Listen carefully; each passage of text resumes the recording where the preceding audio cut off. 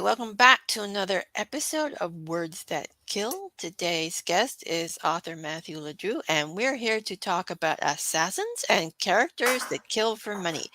And I'm going to turn it over to him now and let him introduce himself. Take it away.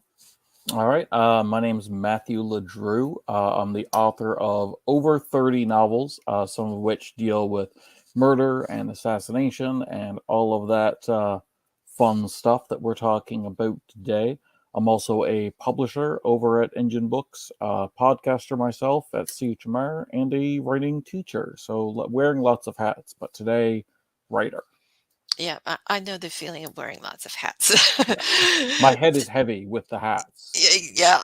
Okay, so when you're crafting a killer, how do you turn a character into an assassin? What's the process there? The important thing is to start with how they got there to begin with. Even if you're not exploring that in the story, it's important to know that from the character's point of view. No one's born into that role, really, unless, it's some alien society where you are in fact born into that role. I've never written something like that myself, but what series of events got them to this place? So you think about a show like Breaking Bad, where you show how this high school chemistry teacher became a meth cook and what series of events led to him from becoming like the kingpin of methamphetamine in the United States / the world by the end of that show. Okay, there was a series of believable events. It was just one step after another after another. And even if you're not telling that story, if you have to make sure that the killer character is believable and consistent, you have to have that story. What series of small steps, just one increment over another, took this person from, at some point, being a normal functioning member of society into a killer. Oh, yeah, that sounds like most characters. You got to have the backstory. So, what kind of motivations have you used for your assassin killers? Do they do it for money, duty, thrills? Mostly when it comes to assassins, it's the money side of it. I like approaching it as a job because it is something that exists in the real world, either literally just for money or they're paid to do it, but also have political ideologies that go along with it, as in, like, they are assassins for this country. They are being paid, but they are also, they are also ideologically in line with those people. There's lots of real world examples of assassins that you can draw from with that. I tend not to like to go the thrills aspect too much. I've done that with murderers, like, sociopaths and stuff like that, like serial killers, that kind of thing, but never assassins. It gives me this kind of, like, I don't know. I've read a lot of that, and it always gives this, like, too cool for school attitude kind of thing, where I'm like, yeah, I'm an assassin, but it's no big deal. You get your yucks going on a roller coaster, and I get mine throwing people off the roller coaster. And it's like, yeah, no, go away. Go, like, you know what I mean? Like, Yeah. it's not that it's bad, it's that it's been done and done to death, and I can't think of a way to do it better. And every time I read it, I like, it's like a thing, like, I've read this before kind of chick in my brain. So I'm like, I haven't figured out how to cut that yet, so I just kind of steer clear of it personally. So, have you done any like the first kill scenes for your assassins? And if you have they gone well or are they disasters? I have. There's an entire novel. It's not published yet, but the sequel to Touch Your Nose, that came out a few years ago, is about that. Is about a first kill mission, and it does go very badly. In my novel, it's more of a, like, we have a spy character that is on the road to, again, those series of small steps to become an assassin character. There's a high profile target, and there are two assassins, one of which it's his first time, and one of which it isn't. And this is his first kill mission. And at some point in the novel, he'll be flipped, kind of thing. Not only am I not going to kill this person, but I'm going to try and stop them from being killed. And it kind of becomes spy versus spy at that point, Yeah. a more serious version of that. which is loads of fun. But I still got to have my failed first kill attempt. It just there was not a second kill attempt in the same character. You know what I mean? Mm. So how do you deal with an assassin's conscience? How did they justify killing? That is what that novel ends up being about. So that character has a conscience and tries to think about this and ends up coming to believe in the political figure that he's there to assassinate. Like goes from I need to take this person out to would follow this person to the ends of the earth kind of thing. And it's that it didn't take much for him. He had doubts the whole time going in. He's still human at this point. But when it comes to conscience, I don't think of conscience with characters the same way as what's the word, as like I don't think of it as like Jiminy Cricket on a shoulder or something like that, like a voice that speaks to them. It's I think of it more in terms of how does this person sleep at night.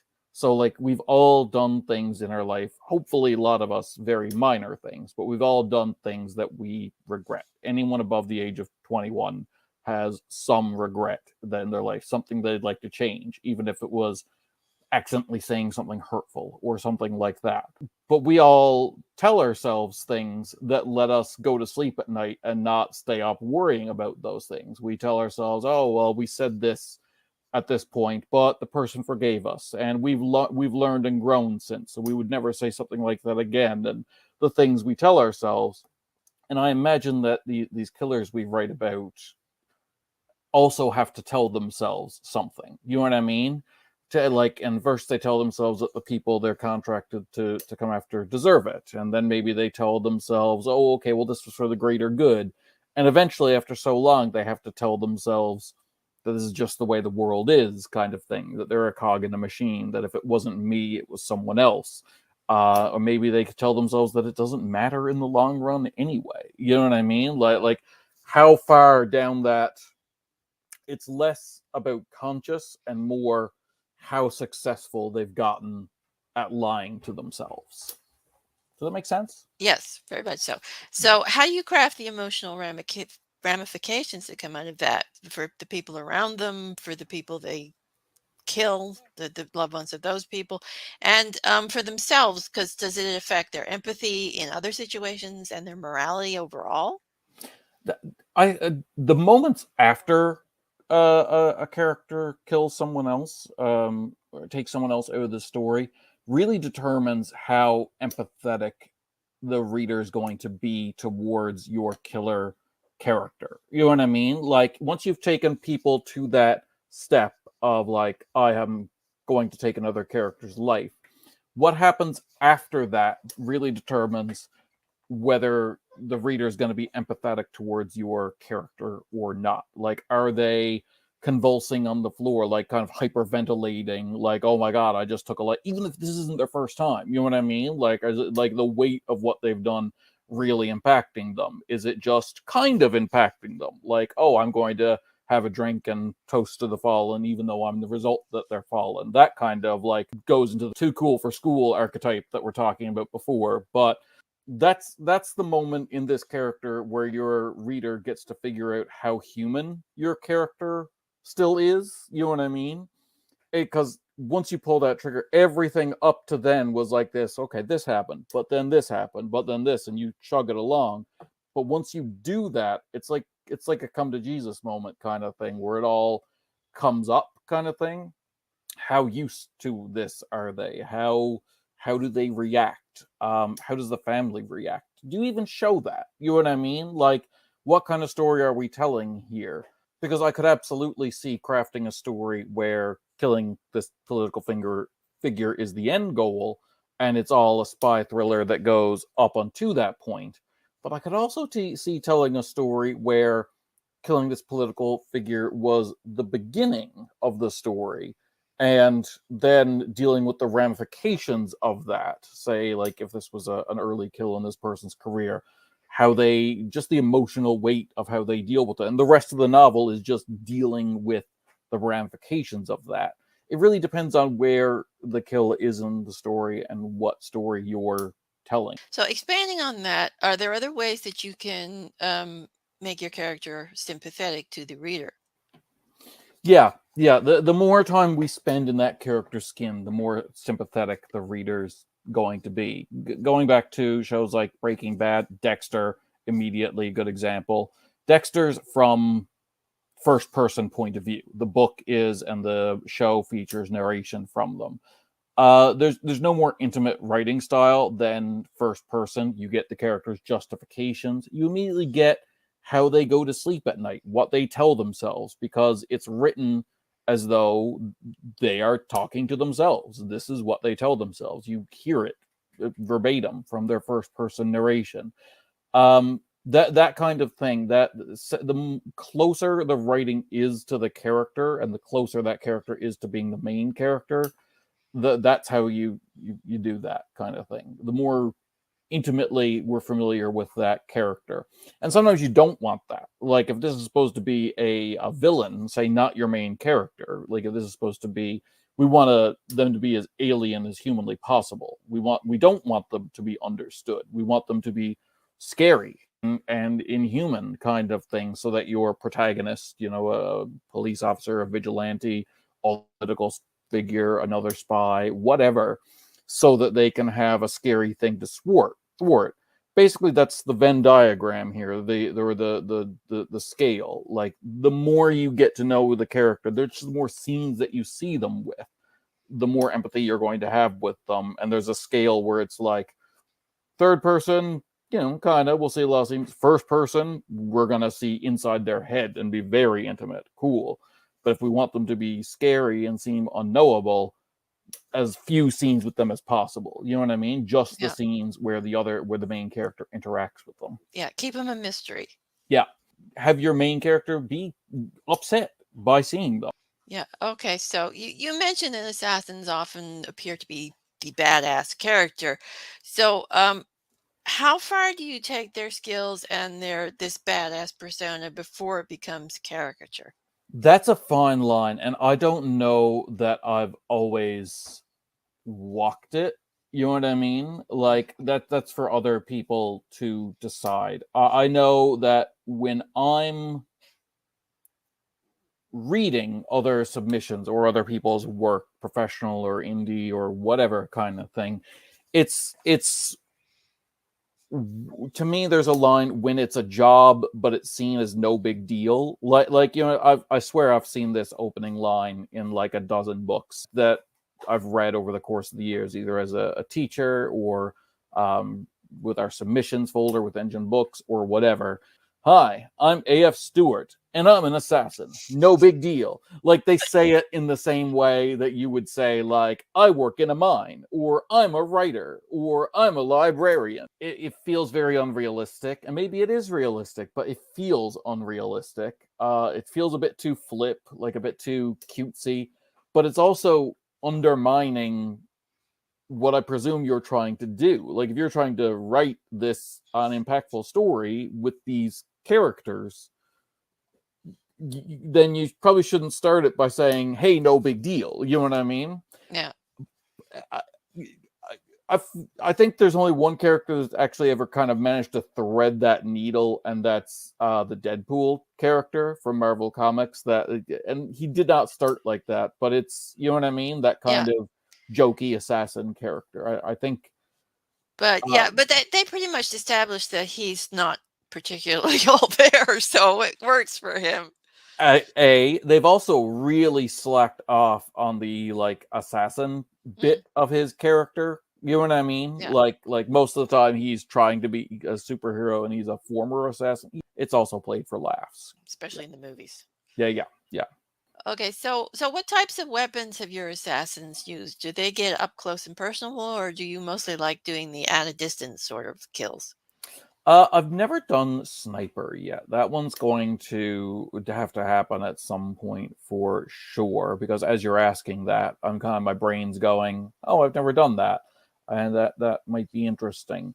I've done the up close and personal ones, and I've also had characters that use machinations to do it, like characters that kind of employ other people, but then will get dirty themselves. But like I would absolutely, there's one character, Mr. Death, which is just a lame name that's supposed to be silly until it's absolutely not silly anymore.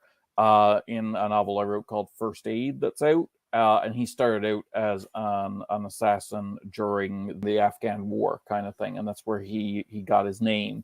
And now he's for hire. Like anyone, a mob boss hires him. And it's more like, I will come in and sort out this mess for you. But like, I don't even, at first he's just the guy behind the scenes being like, let me show you how to deal with this problem. And he's almost just a consultant.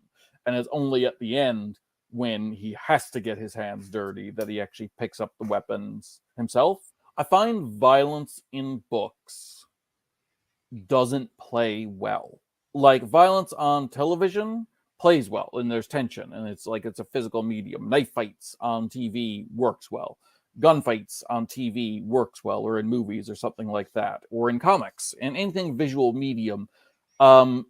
In novel form, it's more the character conflicts, like the actual conflicts between the characters, and the violence just means that that's over, kind of thing. It's hard to describe a knife fight and have it be cool, but in a book, but it's easy to have two characters that are at political conflict or at character Yeah. conflict who are Well, then in yeah. a knife fight and their words are as sharp as their blades, kind of thing. Yeah, it's more about the tension and the suspense and the building up of the thing than it is the actual fight itself. The fights generally don't last long in books. It's Yeah. all the build up that lasts. Yeah. And speaking of build up, do you when you're planning the kill scene, do you have a lot of it on page, or do you prefer to do it off page and then just have it happen? I most of my writing is off page. My plot synopsis, if I've got more than a sentence for a plot synopsis for a scene, I feel like I've done something wrong. Like my plot synopsis for a 60 chapter novel should be able to fit on a single sheet of loose leaf. And it's just kind of this process of um, boiling down every single scene. Like it might start as longer than that, and then I'm refining down the plot synopsis until it's just no, really, what is this scene contributing to the overall arc of the novel? Which, if I'm doing my job correctly, can be summed up in a line or two.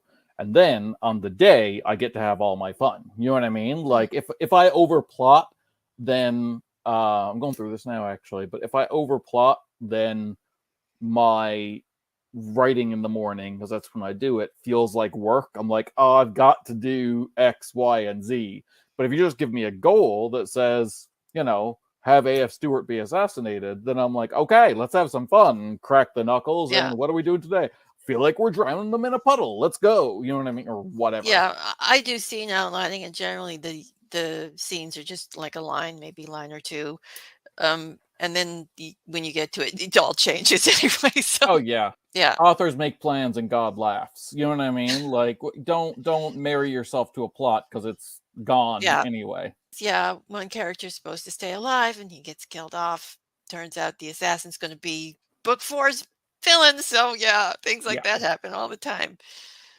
So do your assassins do freelance, or are they killing employed like countries or corporations or Little of both, but there's an interesting distinction there. Like again, wouldn't a character who's an assassin who's not employed by someone just be a murderer? I can think of a few off the top of my head actually that do kind of behave that way. Like character of Adam, which was a long-standing villain in the Coral Beach Case Files series, started out as that and kind of became just like this antagonistic character in the background throughout the entire series. So that kind of fits that. Like he became his own agent after a while. okay, so how much does setting play into a kill scene? A lot. I definitely, before I'm starting, want to know where it's happening and have an idea of the space in my head. I'm not one of those people who sketches, but I can think in three, like I can just picture a room and it be there kind of thing and know where everything is.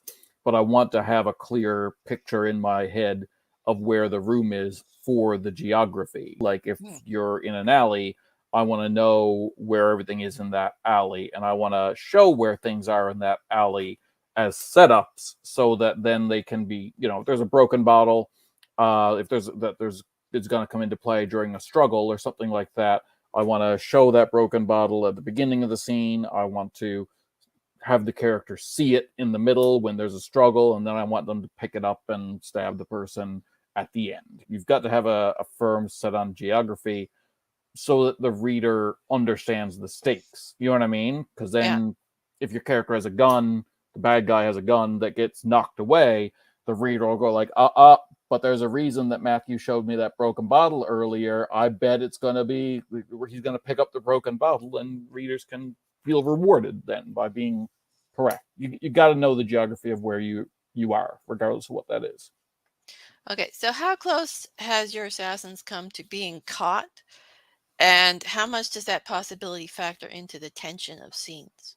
One of my most prominent assassins, the one that was in 10 books, did get caught, and a lot of his future appearances were like from behind bars, like Hannibal Lecter style, teasing out information to the main characters as they tore down the evil organization that he was a part of.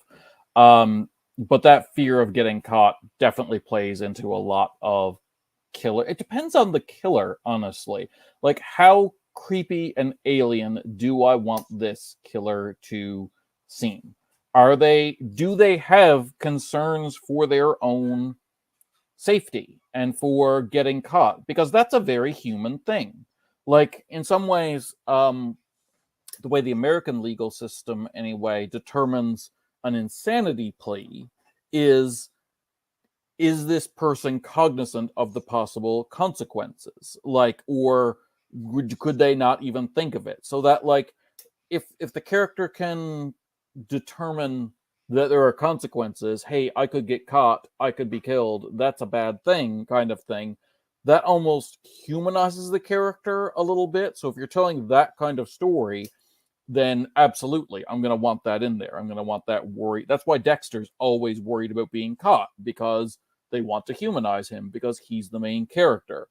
But a character who's built on impulse, serial killer who's out of control, like that kind of loner, I'm just picking off a certain type of victim, you can make them seem more inhuman by not having them be concerned about consequences or even be unaware of the consequences. Their need is so great, the consequences are overridden. So the next three questions are just kind of little fun things. So, what is the most creative or gruesome death you've ever given a character? That would have to be some of the early ones from the book Black Womb. That book was written when I was very young, and a lot of gore in that book that I probably wouldn't do now. Like, I've gotten squeamish. I will cut to black long before, and I've really gotten old. But like that book, there's one character that is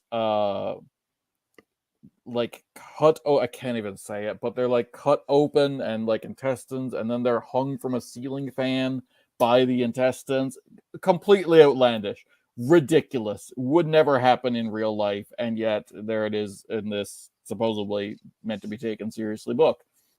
Okay, what is the oddest or most memorable thing you've researched related to a character death? Probably real life historical things. Like when it came to that character of Mr. Death, I wanted him to be very much based in reality. Like, instead of just, most of the killers in my book are um murderer people, again, more of the animal, like serial killer archetype. There have been a few assassins over the years, and a few prominent ones, but this one I wanted to make different by grounding his origin very much in reality. So looking up past atrocities and where he could have stemmed from and stuff like that. I really troubling, and not as squeamish as I am about some of my early books. Nothing will ever top real life. Real life is just worse, and you can fall down the Wikipedia rabbit Oh, oh, hole oh, of Yeah. Yeah, definitely. I watch a lot of true crime, so yeah, I know exactly, especially the historical true crime. Yeah. One of my favorite books is Death, Mourning, and Burial. It's a great resource of like all the different cultures around death and burial and mourning all around the world. It's basically just it's an anthropological text that explores all that. But there's some rough reads in that. So, do you favor the same method of killing characters, or do you like to mix it up? Um, as I've gone on, I tend to favor the same. I used to mix it up a lot. I used to have a very, especially, I used to have this very. I've always kind of disliked guns, even in my personal life, kind of thing. And I read a lot of fiction that was very anti-gun when I was young. Like I remember Ninja Turtles comics back in the day. Like Leonardo would always like take away someone's gun with his sword, and he was always be like, "I hate guns." So I used a lot of stuff like that, like blades or swords or long weapons and stuff like that.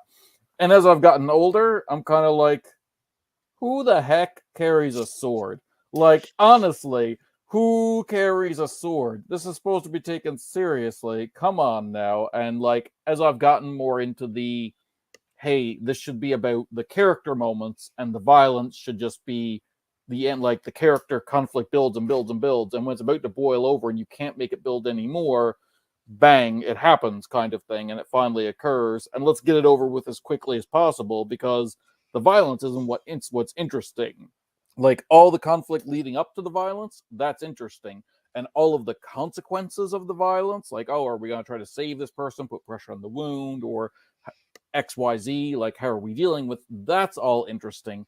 The violence itself is the least interesting part in a novel. So I've tended to favor firearms lately because it's quick. Depends on what you're going for. If I want this to be a drug out scene, blade. If I want this to be over with quickly, gun. Okay, so that's a good place to wrap it up. And I'd like to thank you for being the guest today. It was a pleasure chatting with you. Yeah, and tell us where they can find you in your books.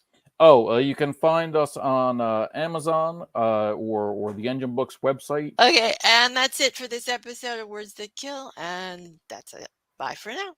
Thank you much.